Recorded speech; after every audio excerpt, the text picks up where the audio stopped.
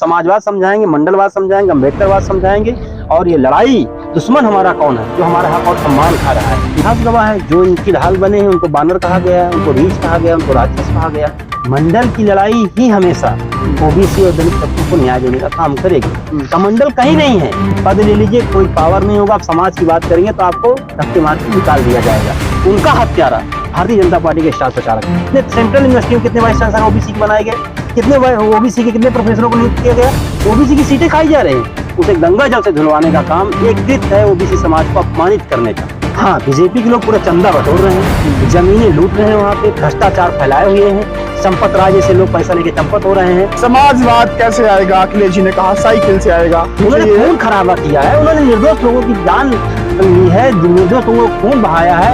उन्होंने इस प्रदेश और देश की तरक्की में बाधा उत्पन्न की है, नफरत की आग फैलाई है। ये की है बीजेपी ने। विजय गोरनाथ हंतेली तुम्हारा वापस की रात कोट करवा रहा, अदम जात में शिक्षा पाया, भाई अथाई दूध पिलाओ।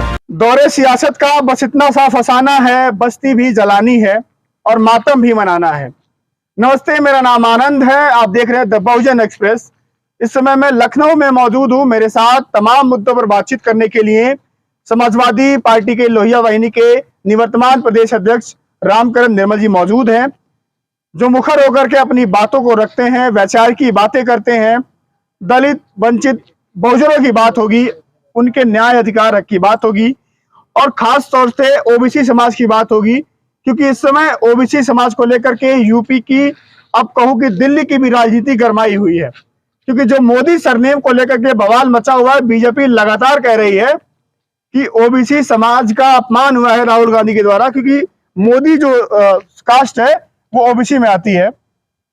उसको लेकर के बातचीत होगी कि एक तरफ जहां बीजेपी कहती है कि ओबीसी समाज का अपमान हो रहा है, वहीं दूसरी तरफ कल मैंने तस्वीर दिखाई आपको कि लखनऊ में 69,000 जो शिक्षक भर्ती घोटाला था, उसमें जो 6800 अभ्यर्थी हैं SC, ST और ओबीसी समाज के हैं, उनके साथ कितना बड़ा घोटाला हुआ है। और पिछले 2 से ढाई साल तक सड़कों पर है। वो तमाम शिक्षा मंत्रियों के मतलब बाहर आए हैं, वो शिक्षा मंत्री का आवाज घेरा, मुख्यमंत्री से बात करने की कोशिश की, लेकिन कोई भी सुनवाई नहीं हो रही है। तो क्या इस देश का या यूपी का ओबीसी समाज कब तक केवल वोट में ही जाएगा, या क्या सच में उसको बीजेपी जो कहती है मान सम्मान मिला है, सबका साथ सबका विकास हुआ है? तमाम मुद्दों पर बातचीत करेंगे। सबसे पहले आपका बहुत बहुत स्वागत है। ओबीसी समाज का जैसे ही नाम आता है तो यूपी में बहुतायत संख्या में है। मैं आपको याद दिलाता हूं, पीछे की 17 में जब चुनाव हुआ था, बीजेपी जब सत्ता में आई थी, तो केशव प्रसाद मौर्य जी का बड़े बड़े होर्डिंग बैनर पर पोस्टर लगता था, नाम चलता था कि अगर बीजेपी सत्ता में वापसी करती है यूपी में तो मुख्यमंत्री बनेंगे मौर्य जी। लेकिन हुआ ये कि दिल्ली बुला करके मौर्य जी से पूछा गया कि बताइए मुख्यमंत्री कौन बनेगा, डिप्टी सीएम दे दिया गया। तमाम चीजें हो रही हैं, बीजेपी कहती है हम सम्मान करते हैं। तो आप क्या लगता है कि बीजेपी जब सम्मान की बात करती है तो उसके सम्मान में वो सम्मान कितना है, कितना नहीं है? देखिए, बीजेपी तो कभी ओबीसी का सम्मान नहीं करती है। अगर आप इनके पूर्व की घटनाओं को आप देखेंगे तो आप देखेंगे जब यहाँ भारतीय जनता पार्टी की सरकार बनी थी तो जो राष्ट्रीय अध्यक्ष माननीय अखिलेश यादव जी मुख्यमंत्री आवास खाली हुआ तो उसको गंगा जल से धुलवाया गया था। आप समझ सकते हैं कि ये जो व्यवस्था है कि आप किसी को अछूत मानते हैं, अपवित्र मानते हैं, तब आप उसको गंगा जल से धुला कर शुद्ध करते हैं। ये वही घटना है जैसे बाबा साहब भीमराव अम्बेडकर जी ने वहाँ का जो 14 तालाब आंदोलन किया था, जब उस तालाब का पानी उन्होंने पी लिया था तो उसमें गौमूत्र और गोबर डाल के गंगा जल से उसे पवित्र किया गया था, शुद्ध किया गया था। वही घटना है राष्ट्रीय अध्यक्ष माननीय अखिलेश यादव जी का मुख्यमंत्री आवास छोड़ने के बाद उसे गंगा जल से धुलवाने का काम एक कृत है ओबीसी समाज को अपमानित करने का। आप सोचिए कि केशव मौर्य जी की होर्डिंग लगाई गई, आपने कहा, और चुनाव से पहले वादा किया गया कि ओबीसी समाज का मुख्यमंत्री होगा, लेकिन केशव मौर्य जी को आपने देखा किस तरह जलालत झेलनी पड़ी।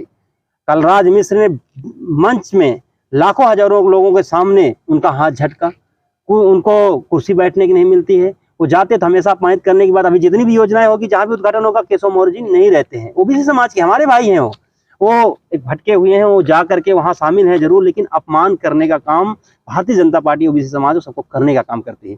आप सोचिए कि बाबू जगजीवन राम का नाम आपने सुना होगा कि एक बार वो संपूर्णानंद की मूर्ति का अनावरण उन्होंने किया था। उस मूर्ति को जब उन्होंने अनावरण किया तो उस मूर्ति को गंगा जल से धुलवाया गया। रामनाथ कोविंद जी राष्ट्रपति थे, उन्होंने कैसे अपमानित किया, पंडों ने उनको मंदिर में घुसने से मना किया, आप देख सकते हैं।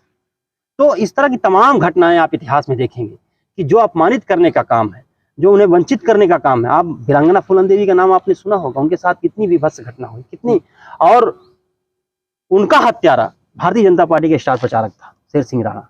आप कल्पना कर सकते हैं। तो भारतीय जनता पार्टी ओबीसी समाज का कितना सम्मान करती है और कितना उन्हें चाहती है, इन घटनाओं से आप उसे देख सकते हैं।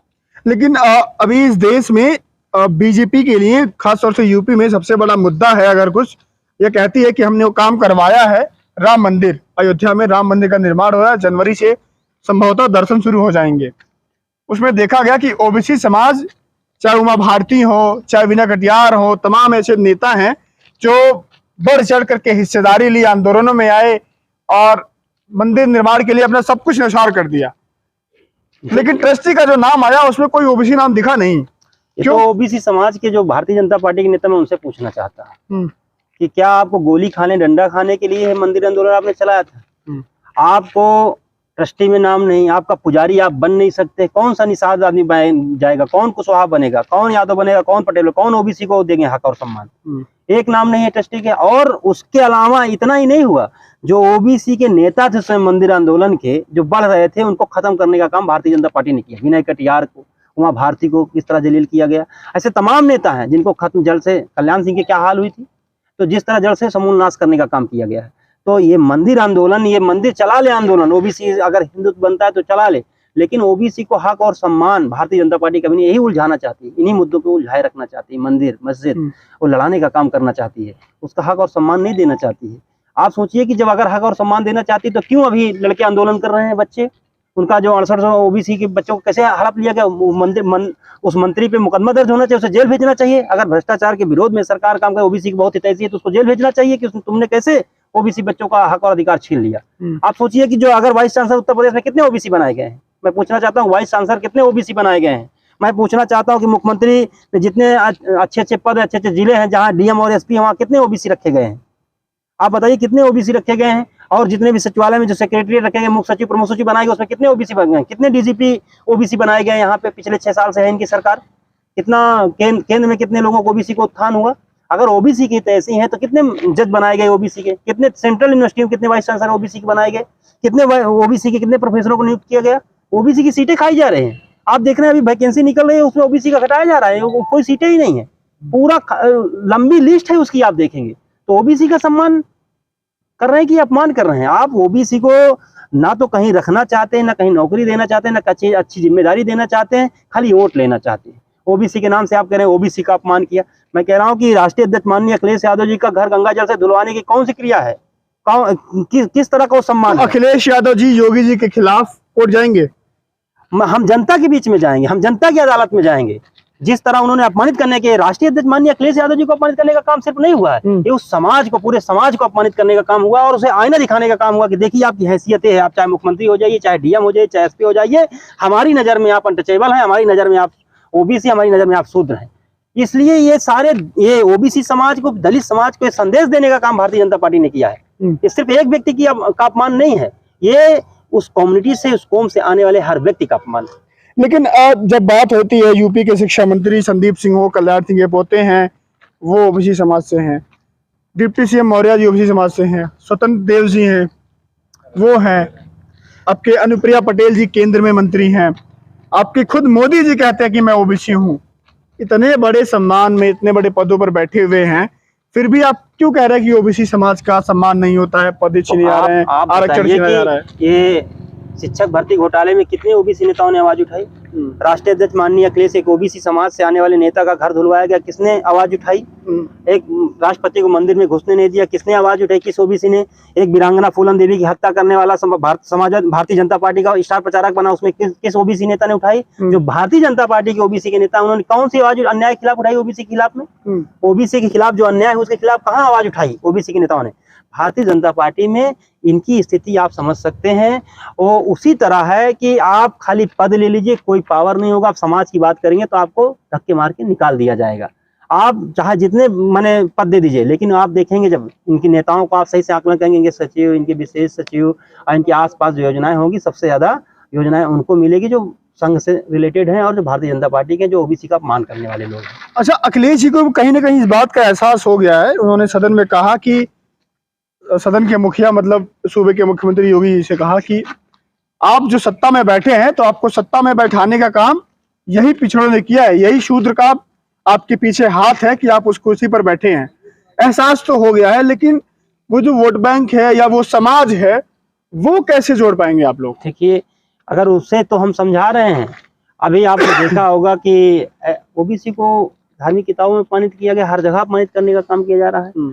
अगर ओबीसी का अपमान हो तो लगातार स्वामी प्रसाद मौर्य जी बात उठा रहे हैं, जय वर्णा धम तेली कुम्हारा स्वापच की रात कोर कलवारा, अधम जात में शिक्षा पायो भाई अथाही दूध पिलायो।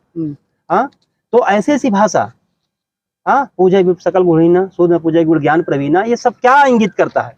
एक विशेष तबके को, एक बहुत बड़े आबादी को अपमानित करने का काम पग पग पे किया गया है, जाति के आधार पे, और उनके जो गरीबी है उसके आधार पर उसे अपमानित करने का काम बीजेपी और बीजेपी से जुड़े लोग करते हैं। अगर आप ये बातें उठाएंगे उनसे, जहां आप कहेंगे कि अपमानित करने का काम राष्ट्रीय अध्यक्ष माननीय अखिलेश यादव जी को किया गया, तो फिर उसको दूसरा प्रोपेगेंडा करेंगे, दूसरी बात उठानेंगे। माने आप मुद्दे पे आएंगे, जब आपका अपमान होगा तो ना मीडिया दिखाएगी ना तो उसे सवाल पूछेगी। मीडिया में इतना करेज नहीं। वो तो कहते हैं ना कि आप लोग नहीं चाहते थे, समाजवादी पार्टी या तमाम कांग्रेस नहीं चाहती थी कि राम मंदिर का निर्माण हो, अगर बीजेपी करा रही है तो क्यों तकलीफ क्यों है फिर? अरे भाई, बीजेपी करा रही कि माननीय उच्चतम न्यायालय के फैसले से हो रहा है? बीजेपी कहती है हमारी सरकार में हुआ है। तो कहने से क्या, सरकार में हुआ तो क्या बीजेपी जो है सुप्रीम कोर्ट उसको अपने अधीन में रख लिया है बीजेपी ने? अगर कोई केस न्यायालय में है तो न्यायालय एक स्वतंत्र प्रणाली है, न्यायपालिका एक स्वतंत्र क्षेत्र है। अगर उसने कोई फैसला दिया है और उसको इस देश की और प्रदेश की आवाम ने सहज स्वीकार किया है, तो उसमें बीजेपी का कौन सा रोल? तो कहते हैं कि राम मंदिर बनवाने की उन्होंने खून खराबा किया है, उन्होंने निर्दोष लोगों की जान ली है, निर्दोष लोगों को खून बहाया है, उन्होंने इस प्रदेश और देश की तरक्की में बाधा उत्पन्न की है, नफरत की आग फैलाई है, ये की है बीजेपी ने। बीजेपी ने मंदिर का कोई निर्माण नहीं किया है, सुप्रीम कोर्ट ने आदेश से निर्माण हो रहा है। हर एक जन जो इस देश और प्रदेश में रहता, उसने न्यायालय के फैसले को स्वीकार किया, उसे कोई आपत्ति नहीं है।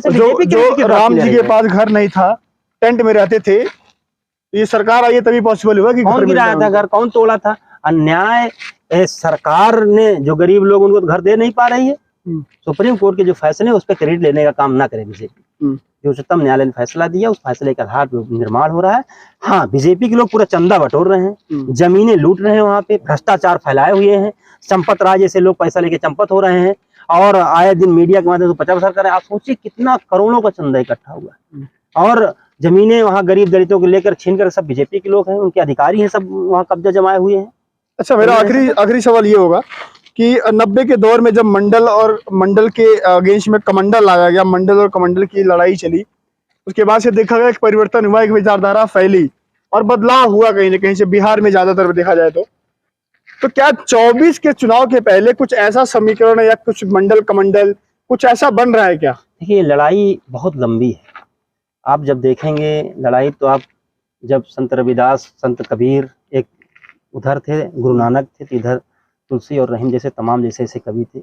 और आप धार्मिक और सामाजिक लड़ाई आज की नहीं, लंबी लड़ाई है। मंडल की लड़ाई ही हमेशा ओबीसी और दलित तबकों को न्याय देने का काम करेगी। कमंडल कहीं नहीं है, ये तो हमारे आपके लोग के बीच के बीजेपी जो भरमाती है, जो झूठ फैलाती है, उसके आधार पर उससे जुड़ जाते हैं। नहीं, अगर ये लोग जागरूक हो जाएं, जान जाएं कि हमारे हक सम्मान को बीजेपी खा रही है, हमारे आरक्षण पे हमला कर रही है, जो प्राकृतिक संसाधन उसको लूट रही है, तो भारतीय जनता पार्टी का एक भी कार्यकर्ता सदस्य का चुनाव नहीं जीतेगा। ग्राम सभा में जो सदस्य होती है, ये राष्ट्रीय अध्यक्ष माननीय अखिलेश यादव जी ने जो वक्तव्य दिया था विधानसभा में कि यही ढाल बनते हैं आपकी, इतिहास गवाह है। जो इनकी ढाल बने हैं उनको बानर कहा गया है, उनको रीछ कहा गया है, उनको राक्षस कहा गया है। और जो इनके ढाल बनते हैं, इसलिए ढाल जो बनते हैं उनको वैल्यू ये इसलिए नहीं करते कि जानते हैं इनको हम बरगला लेंगे, इनको हम झूठ बोल करके इमोशनल, हम इनको धर्म के नाम से, जाति के नाम से तोड़ लेंगे और इनको अपने साथ खड़ा कर लेंगे।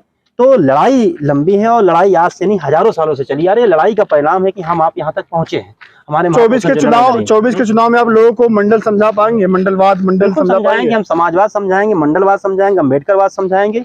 और ये लड़ाई, दुश्मन हमारा कौन है, जो हमारा हक और सम्मान खा रहा है। हमें लड़ाई को सीधी करना है कि दुश्मन को आइडेंटिफाई करना है, कौन हमारा विरोधी है, कौन हमारा दुश्मन है, कौन हमारे हक और सम्मान को खा रहा है, और किससे लड़ना है। ये हमें जनता को बताने की जरूरत है। हम लोग बताएंगे इसको जा करके।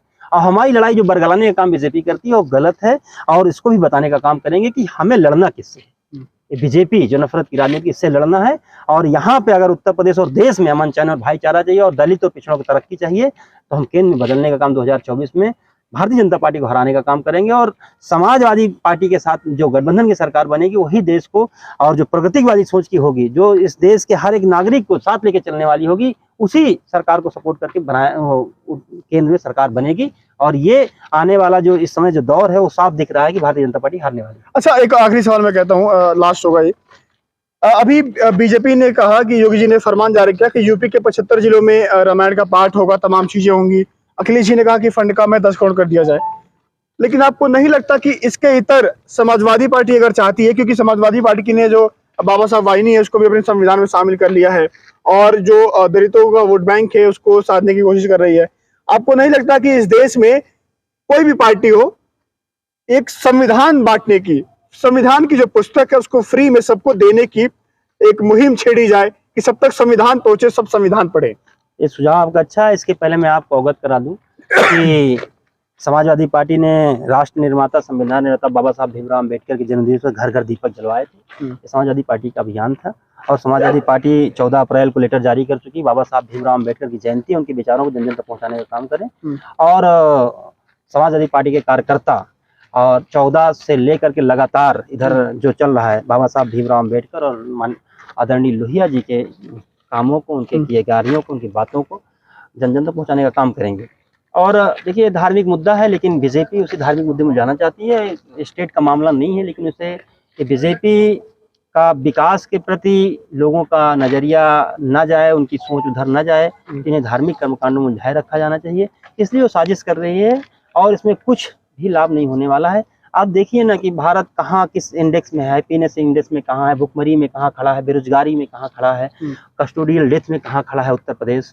तो इन सारे मुद्दों पे जहाँ चर्चा होनी चाहिए, तो बीजेपी से डाइवर्ट कर रही है और इसे उस माने ले जा रही है। तो बीजेपी को ये करना चाहिए कि अगर आप, मैं तो बार बार कहता हूँ इस बात को, कि अगर आप स्टेट में अगर आप मुख्यमंत्री या प्रधानमंत्री हो गए, तो आप संविधान की आपने शपथ ली है, संविधान के हिसाब से कार्य होना चाहिए। तो अगर आप किसी भी धर्म को आप सताएंगे, दबाएंगे, उसे माने डिक्रीज करेंगे उसके लोगों को, और एक को आप फूल बरसाएंगे, तो ये गलत है। आप एक उदाहरण के तौर पर समझ सकते हैं कि ईद पे 1 घंटे की नमाज थी, उसे पढ़ने के लिए पूरे उत्तर प्रदेश में रास्ते जाम हो जाते हैं। उन्हें योगी सरकार आदेश देती है उन्हें हटाया जाए, लेकिन वही कांवरिया 1 महीने तक रास्ते चलते हैं, उन्हें फूल बरसाए जाते हैं और एक रास्ते छोड़ दिए जाते हैं। तो ऐसी दोहरी नीति नहीं चलेगी। और ये देश सेकुलर है, और उस सेकुलर की भावना से, संविधान की भावना से कार्य होना चाहिए। ऐसे कोई भी काम, ऐसा कोई भी धार्मिक स्टेट का मामला नहीं है, और ये व्यक्तिगत मामला, उसे व्यक्तिगत ही रहने दिया जाना चाहिए। मेरे साथ तमाम मुद्दों पर बातचीत करने के लिए रामकरण निर्मल जी मौजूद थे। इनसे बातचीत हुई, और समाजवाद पर बात हुई, अम्बेडकरवाद पर बात हुई, मंडलवाद पर बात हुई, समाजवाद की परिभाषा उस पर बात हुई। और अखिलेश जी से अभी हाल ही फिलहाल में पूछा गया था कि समाजवाद कैसे आएगा, अखिलेश जी ने कहा साइकिल से आएगा। अखिलेश जी भी कहते हैं कि जो साइकिल चुनाव चिन्ह है, उसका अगर पहला पहिया अम्बेडकर जी का है, तो दूसरा लोहिया जी का है, उनके विचारों का है। खास तौर से ये बात तब अहम हो जाती है कि अभी संविधान में, समाजवादी पार्टी के संविधान में संशोधन होकर के जो बाबा साहब वाहिनी है उसको उसमें शामिल किया गया है, क्योंकि आने वाले 24 के चुनाव में जो यूपी का दलित वोट बैंक है, क्योंकि मायावती जिस तरह से चुप्पी साधे बैठती हैं, उसमें समाजवादी पार्टी ये कोशिश कर रही है कि जो वोट बैंक है वो उनकी तरफ आ जाए। क्योंकि आमतौर पर आप भी देख रहे होंगे कि यूपी में अगर बीजेपी के अगेंस्ट, अगर विपक्ष में कोई मजबूती सवाल उठा रहा है, तो समाजवादी पार्टी है, वो अखिलेश यादव है। सबकी निगाहें 24 के चुनाव पर हैं, यूपी की 80 सीटों पर हैं। हम भी आपको लगातार तमाम मुद्दों को लेकर के, एक एक चीजों को बारीकी से कवर करके आपको खबर दिखा रहे हैं कि 24 के चुनाव में 80 की सीट, जो लोकसभा की सीटें हैं यूपी की 80, वो कहाँ जाएंगी, और जिसकी तरफ जाएंगी दिल्ली में उसकी सरकार बन जाएगी। वीडियो कैसी लगी कमेंट सेक्शन में अपना सवाल या जवाब देना ना भूलें, और आपका भी कोई सुझाव हो, कोई नए विषय पर बातचीत करें, और तो जरूर विषय का नाम बताइएगा, हम उससे बातचीत करेंगे और आप तो वीडियो पहुंचाने का काम करेंगे। वीडियो को शेयर करें, चैनल को सब्सक्राइब करें और लाइक करें। फिलहाल के लिए नमस्कार।